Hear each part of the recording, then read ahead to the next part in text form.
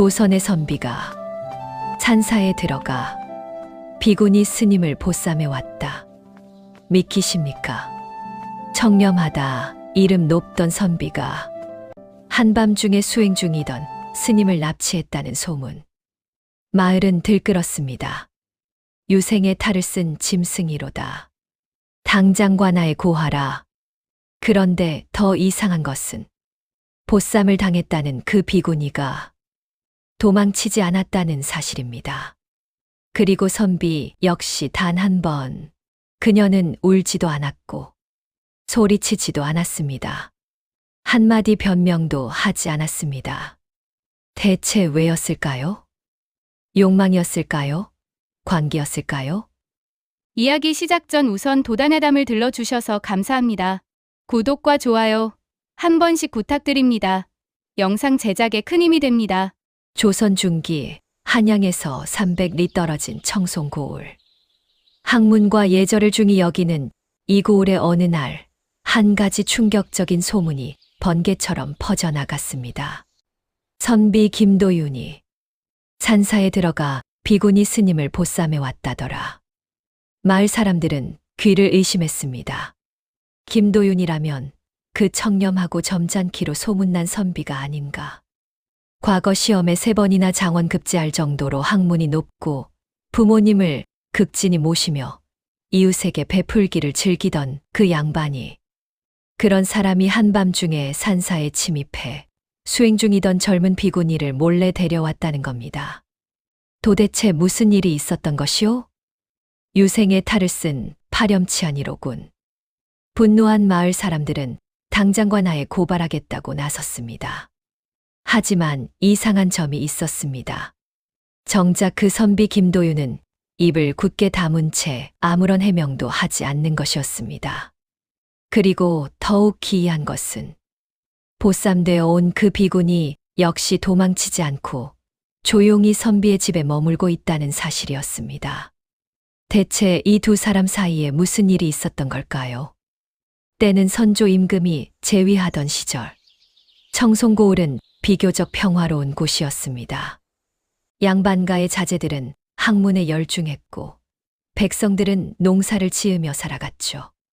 그 고을에서 가장 존경받는 집안 중 하나가 바로 김도윤의 집안이었습니다. 김도윤 35살.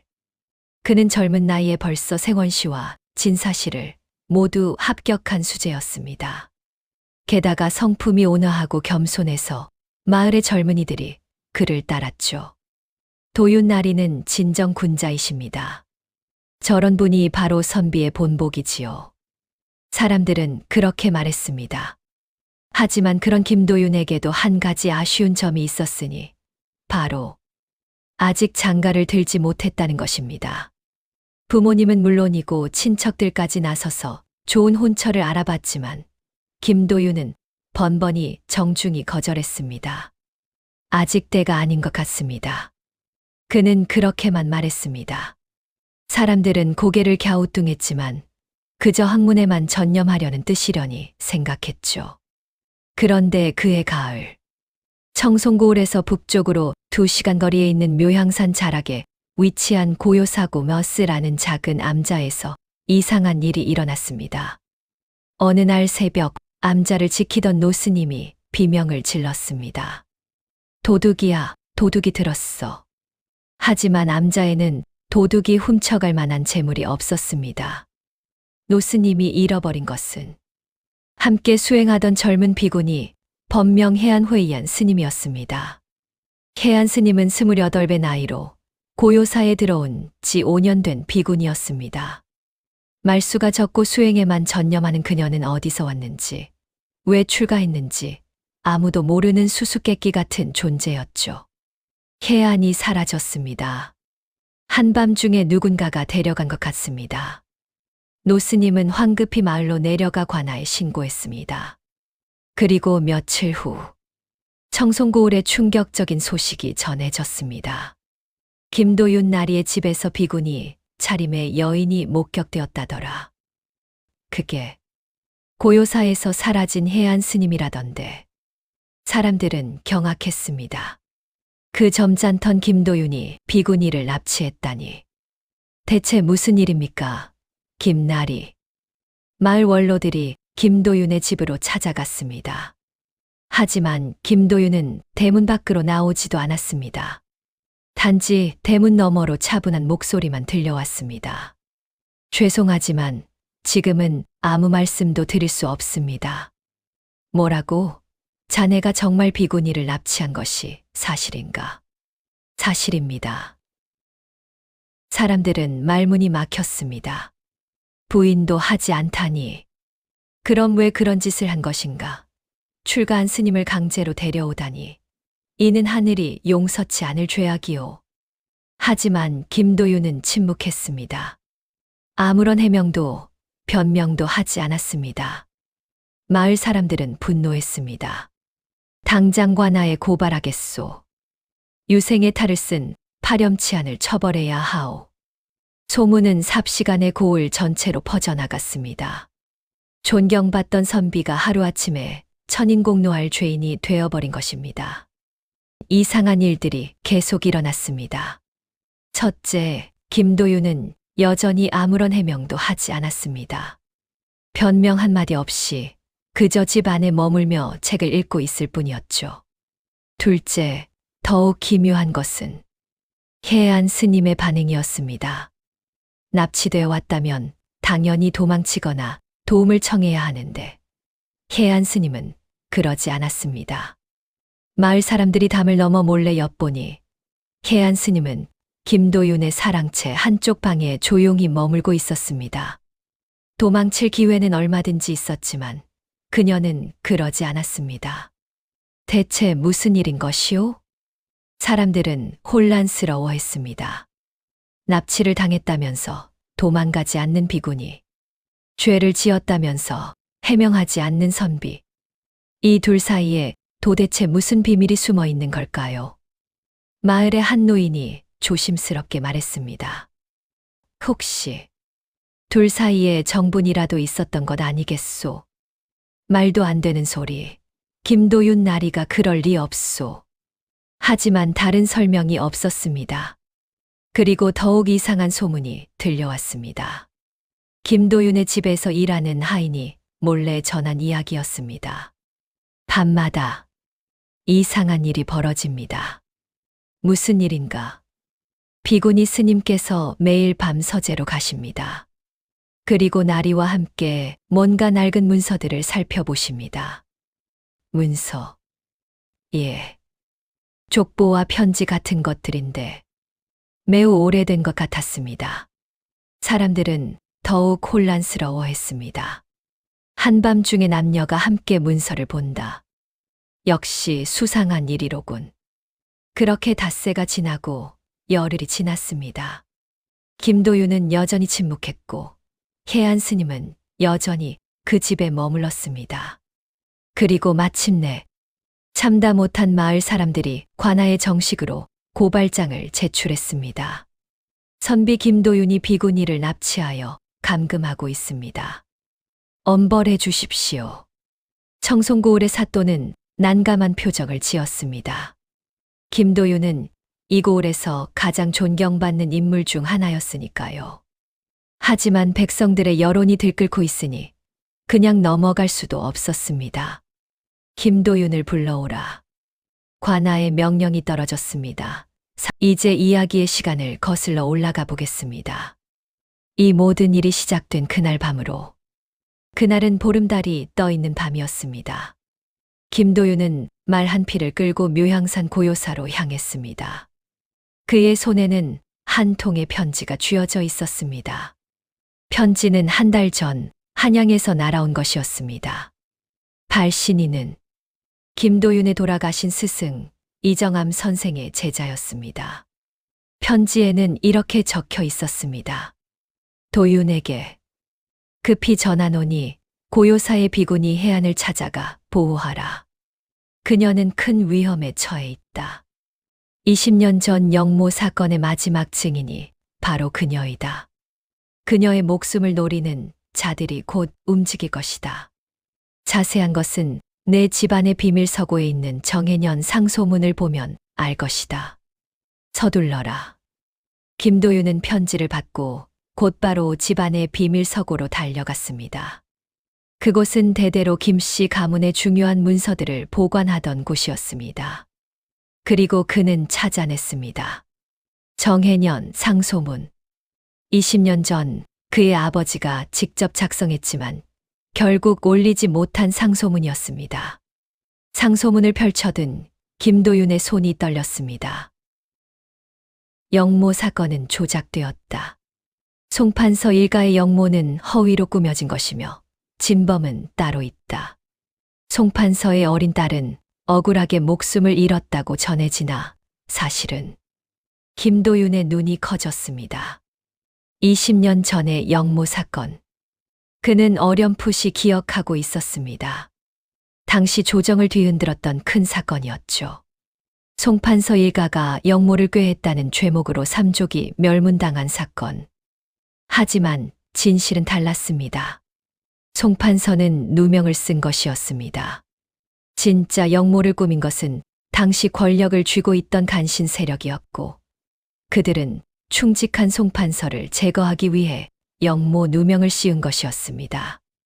그리고 송판서의 가족들은 모두 처형당했습니다. 적어도 사람들은 그렇게 알고 있었습니다. 하지만 상소문은 계속되었습니다. 송판서의 막내딸 송연화는 당시 겨우 8살이었다. 충신 한 사람의 도움으로 목숨을 건졌으나 신분을 숨기고 살아야 했다. 그 아이는 지금 김도윤의 눈이 편지로 향했습니다. 계안 스님. 그녀가 바로 송연화였던 것입니다. 20년 전 영모 누명으로 몰락한 집안의 마지막 혈육. 그녀는 목숨을 구해준 은인의 도움으로 산사에 숨어 비구니가 되었습니다. 하지만 왜 지금 그녀가 위험에 처한 것일까요? 김도윤은 다른 문서들을 뒤지기 시작했습니다. 그리고 마침내 진실을 알게 되었습니다. 20년 전 송판서를 영모로 몰아넣은 간신 세력. 그들은 아직도 조정에서 권력을 쥐고 있었습니다. 그리고 최근 그들의 과거 죄악이 드러날 위기에 처했습니다. 새로운 임금이 즉위하면서 과거의 억울한 사건들을 재조사하기 시작한 것입니다. 만약 송씨 집안의 영모가 조작이었다는 사실이 밝혀진다면 당시 그 사건을 주도했던 간신들은 모두 역적이 되는 것입니다. 그래서 그들은 마지막 증인을 제거하려 한 것입니다. 송판서의 딸 송연화를. 김도윤의 가문은 당시 송판서와 가까운 사이였습니다. 그리고 김도윤의 아버지는 진실을 알고 있었지만 권력자들의 보복이 두려워 상소문을 올리지 못했습니다. 대신 모든 증거를 비밀 서고에 숨겨둔 것입니다. 언젠가는 진실이 밝혀지기를 바라면서 김도윤은 결심했습니다. 그녀를 지켜야 한다. 하지만 어떻게? 산사에 그냥 두면 그녀는 조용히 사라질 것입니다. 간신들이 보낸 자객이 그녀를 죽일 것입니다. 그렇다고 관아의 보호를 요청할 수도 없습니다. 간신들의 손길은 관아에도 뻗쳐 있으니까요. 그때 김도윤은 한 가지 대담한 계획을 떠올렸습니다. 차라리 내가 직접 데려오자. 그리고 내 명예를 버리자. 사람들의 눈에는 납치로 보이게. 그래야 간신들도 속을 것입니다. 김도윤이 비구니를 탐해서 납치한 것으로 보이게 만들면 그녀의 진짜 신분은 감춰질 것입니다. 그리고 그렇게 시간을 벌면 진실을 밝힐 기회를 찾을 수 있을 것입니다. 김도윤은 그날 밤 고요사로 달려갔습니다. 그날 밤의 진실. 고요사에 도착한 김도윤은 조용히 담을 넘었습니다. 계안 스님이 기거하는 요사체를 찾아낸 그는 문을 두드렸습니다. 안에서 놀란 목소리가 들렸습니다. 누구십니까? 계안 스님. 아니, 송연화 아가씨. 문 안이 조용해졌습니다. 잠시 후 문이 조금 열렸습니다. 창백한 얼굴의 젊은 비구니가 김도윤을 쳐다봤습니다. 당신은? 김도윤이라 합니다. 지금 당장 저를 따라오셔야 합니다. 당신의 목숨이 위험합니다. 혜안의 눈이 흔들렸습니다. 무슨 말씀을? 송판서의 딸이시죠. 20년 전 영모 사건으로 억울하게 돌아가신. 혜안의 얼굴이 하얗게 질렸습니다. 어떻게? 설명할 시간이 없습니다. 지금 당장 따라오십시오. 하지만 당신을 죽이러 온 자들이 곧 이곳에 도착합니다. 바로 그때였습니다. 멀리서 말발굽 소리가 들려왔습니다. 혜안의 얼굴이 더욱 창백해졌습니다. 정말 저를 죽이러 온 건가요? 그렇습니다. 서둘러야 합니다. 김도윤은 혜안의 손을 잡았습니다. 하지만 이렇게 도망치면 당신은 제 명예 따위는 상관없습니다. 당신의 목숨이 더 중요합니다. 혜안은 김도윤의 눈을 똑바로 쳐다봤습니다. 그 눈에는 거짓이 없었습니다. 알겠습니다. 두 사람은 급히 고요사를 빠져나왔습니다. 김도윤이 준비해온 말에 혜안을 태우고 그들은 어둠 속으로 사라졌습니다. 뒤에서는 노스님의 비명 소리가 들렸습니다. 도둑이야. 하지만 김도윤과 혜안은 돌아보지 않았습니다. 그들은 청송고을의 김도윤의 집으로 향했습니다. 김도윤의 집에 도착한 혜안은 여전히 혼란스러워했습니다. 대체 왜 저를 도와주시는 겁니까? 제 집안과 송판서님 집안은 오랜 인연이 있습니다. 그리고 김도윤은 비밀서고에 보관해둔 문서들을 꺼냈습니다. 이것을 보십시오. 혜안의 손이 떨렸습니다. 거기에는 그녀의 아버지가 쓴 편지, 누명을 밝히려 했던 충신들의 상소문, 그리고 진짜 영모를 꾸민 간신들의 명단이 적혀 있었습니다. 아버지. 혜안의 눈에서 눈물이 흘러내렸습니다. 20년 만에 보는 아버지의 필체였습니다. 이 문서들이 있다면 아버지의 억울함을 풀 수 있습니다. 그렇습니다. 하지만 지금 당장은 아닙니다. 김도윤이 조심스럽게 말했습니다. 간신들의 세력은 아직 강합니다. 섣불리 움직이면 우리 둘 다 위험합니다. 그럼 시간을 벌어야 합니다. 그리고 확실한 증거를 더 모아야 합니다. 김도윤은 자신의 계획을 설명했습니다. 제가 당신을 납치한 것처럼 꾸며야 합니다. 그래야 간신들이 당신의 진짜 신분을 눈치채지 못합니다. 하지만 그러면 당신의 명예는, 명예보다 당신의 목숨이, 그리고 진실을 밝히는 것이 더 중요합니다. 혜안은 김도윤을 바라봤습니다. 이 사람은 대체 왜 자신을 위해 이런 희생을 하는 걸까요? 저는 당신에게 큰 빚을 졌습니다. 빚이 아닙니다. 제 아버지가 하지 못한 일을 제가 하는 것뿐입니다. 그날부터 두 사람은 매일 밤 서재에서 만났습니다. 오래된 문서들을 정리하고 증거들을 모으고 진실을 밝힐 방법을 찾기 위해. 밖에서는 김도윤을 향한 비난이 쏟아졌습니다.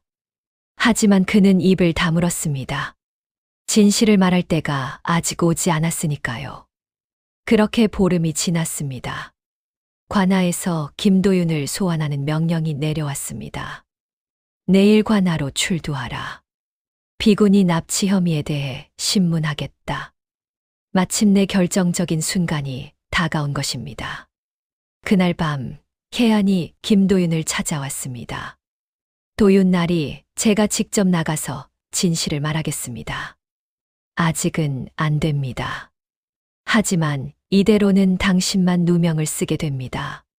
김도윤은 고개를 저었습니다. 한 가지 더 필요한 증거가 있습니다.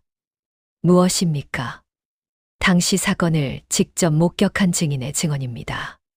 김도윤은 며칠 전 한양으로 보낸 서신의 답장을 기다리고 있었습니다. 20년 전 송판서의 영모가 조작되는 것을 목격한 내관 한 명이 아직 살아있다는 정보를 입수한 것입니다. 그 내관의 증언까지 확보한다면 진실은 완벽하게 밝혀질 것입니다. 하지만 그 증언이 내일까지 도착하지 않으면 혜안이 걱정스럽게 말했습니다. 그래도 괜찮습니다. 김도윤은 담담하게 미소 지었습니다. 진실은 언젠가 반드시 밝혀집니다. 제가 조금 일찍 희생되는 것뿐입니다. 그럴 수는 없습니다. 혜안의 눈에 눈물이 고였습니다. 당신은 저를 위해 명예를 버리고 목숨까지 걸었습니다. 제가 어떻게...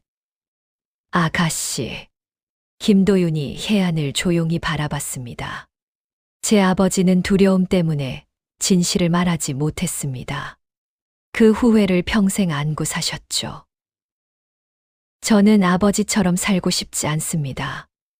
옳은 일이라면 기꺼이 대가를 치르겠습니다. 바로 그때였습니다. 문 밖에서 급한 발소리가 들렸습니다. 나리. 집안의 하인이 헐레벌떡 뛰어왔습니다. 한양에서 사람이 왔습니다. 김도윤과 혜안의 눈이 빛났습니다. 어서 드리라.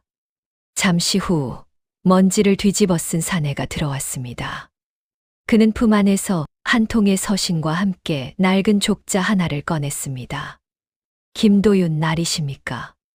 그렇소. 이정암 선생의 제자께서 보내신 물건입니다. 김도윤이 족자를 펼쳤습니다. 그 안에는 20년 전 송판서의 영모 사건을 조작하는 과정을 목격한 내관의 진술서가 담겨 있었습니다. 그리고 당시 사건을 주도한 간신들의 비밀 회합 기록까지. 드디어 김도윤의 손이 떨렸습니다. 드디어 모든 증거가 갖춰졌습니다. 혜안도 족자를 내려다봤습니다.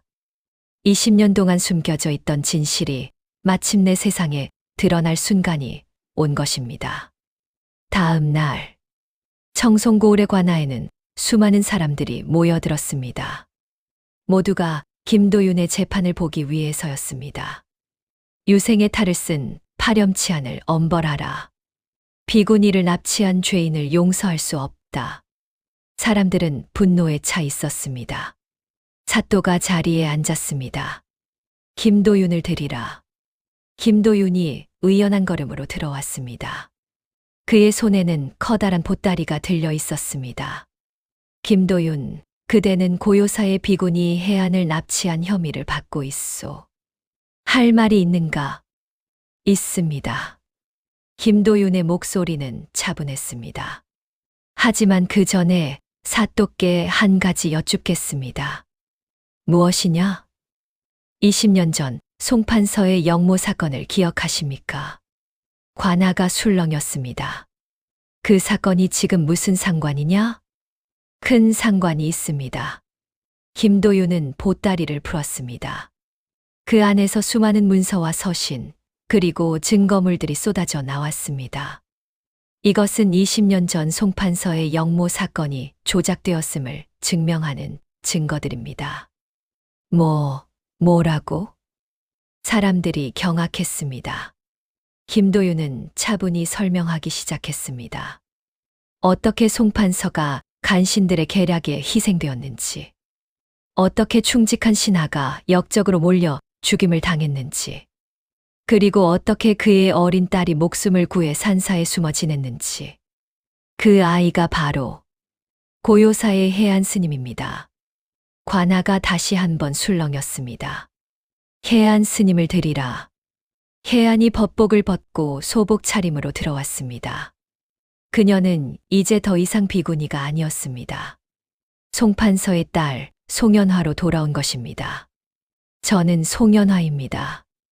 그녀의 목소리는 떨렸지만 단호했습니다. 20년 전 제 아버지는 억울하게 역적으로 몰려 돌아가셨습니다. 제 가족들도 모두 죽임을 당했습니다. 하지만 저는 한 충신의 도움으로 목숨을 건졌고 산사에 숨어 지냈습니다. 그리고 최근 진실을 밝히려는 움직임을 눈치챈 간신들이 저를 제거하려 했습니다. 그때 김도윤 나리께서 저를 구해 주셨습니다. 혜아는 김도윤을 바라봤습니다. 그는 자신의 명예를 버리면서까지 저를 지켜주셨습니다. 납치범이라는 오명을 뒤집었으면서요. 관아가 조용해졌습니다. 사또는 김도윤이 내놓은 문서들을 살펴봤습니다. 내관의 진술서, 간신들의 비밀회합 기록, 송판서가 남긴 마지막 편지. 모든 것이 진실을 가리키고 있었습니다. 이것이 사실이란 말인가? 사또의 목소리가 떨렸습니다. 사실입니다. 김도윤이 답했습니다. 그리고 이 증거들은 이미 한양의 사헌부로 전달되었습니다. 곧 재조사가 시작될 것입니다. 바로 그때였습니다. 관아 밖에서 말발굽 소리가 요란하게 울렸습니다. 한양에서 어사또가 오셨다. 문이 열리고 금관 조복을 입은 어사또가 들어왔습니다. 김도윤 선비가 여기 있는가? 소인이 김도윤입니다. 어사또는 김도윤 앞으로 다가왔습니다. 그리고 깊이 허리를 숙였습니다. 나라를 위해 큰 공을 세우셨소이다. 사람들이 숨을 죽였습니다. 자네가 보낸 증거들을 바탕으로 사헌부에서 긴급 조사를 실시했소. 그 결과 20년 전 송판서의 영모 사건이 조작이었음이 밝혀졌소. 어사또는 품에서 왕명이 적힌 교지를 꺼냈습니다. 임금께서 명하시니 송판서의 누명을 벗기고 명예를 회복하라. 그리고 당시 사건을 조작한 간신들을 모두 체포하라. 또한 송판서의 딸 송연화는 왕실의 보호를 받을 것이며 이 일을 밝혀낸 김도윤 선비는 어사또가 김도윤을 바라봤습니다. 특별히 포상하고 정삼품 통정대부의 품계를 내리노라. 관아가 술렁였습니다. 그리고 조용히 시작된 박수 소리가 점점 커져갔습니다. 김도윤 나리 만세. 진정한 선비시로다. 사람들은 이제 알았습니다. 김도윤이 얼마나 큰 희생을 감수하며 진실을 지켰는지를. 그로부터 한 달이 지났습니다. 봄이 왔습니다. 김도윤의 집 마당에는 벚꽃이 만개했습니다. 송연화는 조정의 명으로 한양으로 올라가 아버지의 신원을 직접 회복시켰습니다. 송판서의 집안은 명예를 되찾았고 간신들은 모두 처벌받았습니다. 그리고 이제 송연화는 청송고을로 돌아왔습니다. 김도윤에게 작별 인사를 하기 위해. 날이 벚꽃나무 아래 송연화가 김도윤을 불렀습니다. 그녀는 이제 더 이상 비구니복이 아닌 고운 한복을 입고 있었습니다. 송아가씨, 덕분에 아버지의 억울함을 풀었습니다. 정말 감사합니다. 다행입니다. 김도윤은 담담하게 미소 지었습니다. 송연화는 잠시 망설이다가 물었습니다. 나리께서는 왜 저를 도와주신 겁니까? 말씀드렸지 않습니까? 제 집안과 송판서님 집안의 인연 때문이라고. 그것만은 아닌 것 같습니다. 송연화가 김도윤을 똑바로 바라봤습니다. 명예를 버리는 것, 목숨을 거는 것. 그것이 단지 집안의 인연 때문만은 아니지 않습니까? 김도윤은 한동안 침묵했습니다. 그리고 조용히 말했습니다. 제 아버지는 두려움 때문에 옳은 일을 하지 못하셨습니다. 그 모습을 보며 자란 저는 다르게 살고 싶었습니다. 옳은 일이라면 기꺼이 대가를 치르는 사람이 되고 싶었습니다. 그것이 진정한 선비의 길이라고 생각했으니까요.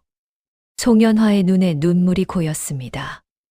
나리는 진정한 선비이십니다. 바람이 불었습니다. 벚꽃 잎이 흩날렸습니다. 송연화가 조심스럽게 물었습니다. 저는 이제 한양으로 돌아가야 합니다. 조정에서 저에게 아버지의 자기를 잇고 집안을 다시 일으키라 하셨습니다. 그래야 합니다. 하지만 송연화는 말을 잇지 못했습니다. 무엇을 말해야 할지 알 수 없었습니다. 산사에서 비구니로 살던 자신이 이제 다시 속세로 돌아가야 한다는 것. 그것이 기쁜 일인지 슬픈 일인지 알 수 없었습니다. 김도윤이 조용히 말했습니다. 아가씨께서는 이제 새로운 삶을 사셔야 합니다. 아버지께서 이루지 못한 꿈을 대신 이루시면서요. 네. 그것이 진정으로 송판서님을 위하는 길입니다. 송연화는 고개를 끄덕였습니다. 그녀는 김도윤에게 깊이 절했습니다. 이 은혜 불법보다 먼저 마음에 새기겠습니다. 아닙니다. 저는 제가 해야 할 일을 했을 뿐입니다. 송연화가 몸을 일으켰습니다. 그녀는 처음으로 환하게 미소 지었습니다. 날이 건강하십시오. 아가씨도. 송연화는 돌아섰습니다. 그리고 천천히 걸어갔습니다. 벚꽃잎이 그녀의 머리 위로 흩날렸습니다. 대문을 나서기 직전 그녀가 한 번 더 돌아봤습니다. 김도윤은 여전히 그 자리에 서서 그녀를 바라보고 있었습니다. 두 사람의 눈이 마주쳤습니다. 그리고 송연화는 다시 한 번 미소 지으며 고개를 숙였습니다. 감사의 표시였습니다. 아니, 그 이상이었습니다. 김도윤도 조용히 고개를 숙였습니다. 그렇게 두 사람은 작별했습니다. 그 후 송연화는 한양으로 돌아가 송씨 집안을 다시 일으켰습니다. 그녀는 혼인하지 않고 평생 아버지의 명예를 지키며 살았다고 합니다. 그리고 매년 봄 벚꽃이 피는 계절이 되면 그녀는 청송고을로 편지 한 통을 보냈다고 합니다. 김도윤에게. 김도윤은 그 후 조정에 나아가지 않고 고향에 머물렀습니다. 그는 마을의 젊은이들을 가르치며 올바른 선비의 길이 무엇인지 몸소 보여주었습니다. 선비는 학문만 높다고 되는 것이 아니다. 옳은 일을 위해 희생할 줄 알아야 한다. 그것이 진정한 선비의 길이다. 사람들은 김도윤을 존경했습니다. 더 이상 비구니를 보쌈한 선비가 아니었습니다. 충정을 지킨 사내로 기억되었습니다. 그리고 수십 년 후, 김도윤이 세상을 떠나던 날, 멀리 한양에서 한 여인이 상복을 입고 청송고을로 왔습니다. 백발이 성성한 송연화였습니다. 그녀는 김도윤의 무덤 앞에 무릎을 꿇었습니다. 그리고 조용히 말했습니다.